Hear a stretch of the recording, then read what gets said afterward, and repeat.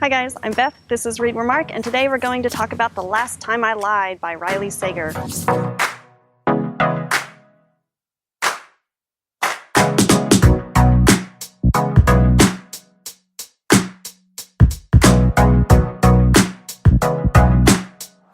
Hi guys, I'm talking to you today from the park. You can probably see the kid and his friend talking in the background. I am excited to talk to you today about The Last Time I Lied by Riley Sager.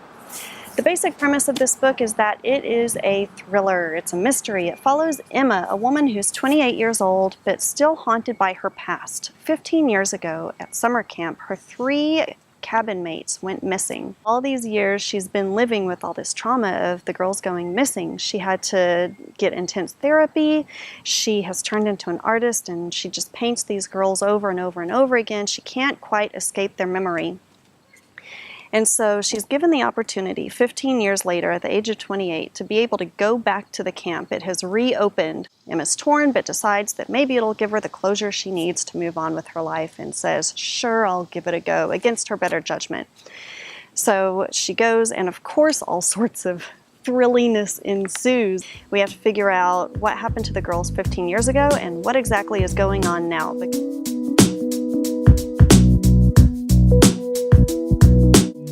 The Last Time I Lied follows kind of the same structure as one of my favorite books of 2017 that Riley Sager also wrote, The Final Girls.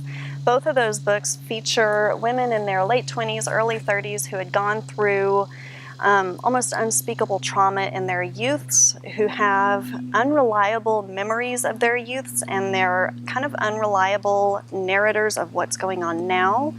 And both of these women featured in both of these books have pasts that have come back to haunt them, trauma that's come back alive for them. So it follows the same structure in both of those books, but I didn't feel like The Last Time I Lied was just a tired old retread of Final Girls. I felt like it was still fresh enough to live on its own and be fully appreciated and not feel like I knew what to expect in this one. It was still quite twisty and turny and gave me all sorts of red herrings.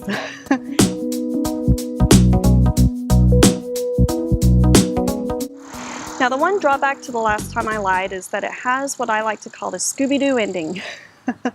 This is an ending in which the thief is finally called out on his or her misdeeds and instantly confesses to everything they've done. They say, yes, I did it, and I would have gotten away with it if it wasn't for you meddling kids, and then proceeds to tell in great detail exactly what they did and how they did it, answering all the questions that we've had, tying up all the loose ends rather neatly. You know, just kind of bragging about their maniacal ways. It's a little bit unrealistic, but it does tie up all those loose ends quite nicely, so I can't fault it completely. There would have been so many questions that were left unanswered if not for the Scooby-Doo ending, but it seems a little bit too neat, a little bit too pat, and a little bit unrealistic. Of course I can suspend disbelief. Of course I don't expect any of this to be realistic.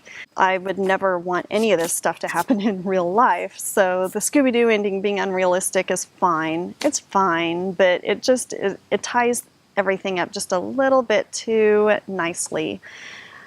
But it was still a good ending, especially the little bit at the very end that I'm not going to spoil, but I'm going to say, Riley Sager, you're a master. Another thing that was kind of odd is that Emma is oddly confrontational. She has this habit of every time she suspects anyone of anything, she marches right up to them and confronts them in a very, very harsh manner. Like, oh yeah, what do you think about this? I don't know, it was a little weird.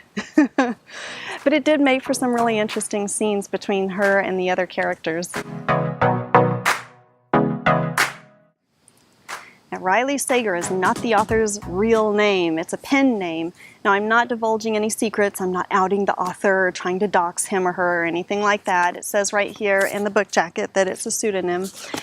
It kind of shows a trend that is popping up in the fiction world, particularly in the crime fiction world, among men who are publishing under these gender-neutral or even feminine-sounding names to sell more books. So Riley Sager is a dude. It's not a woman.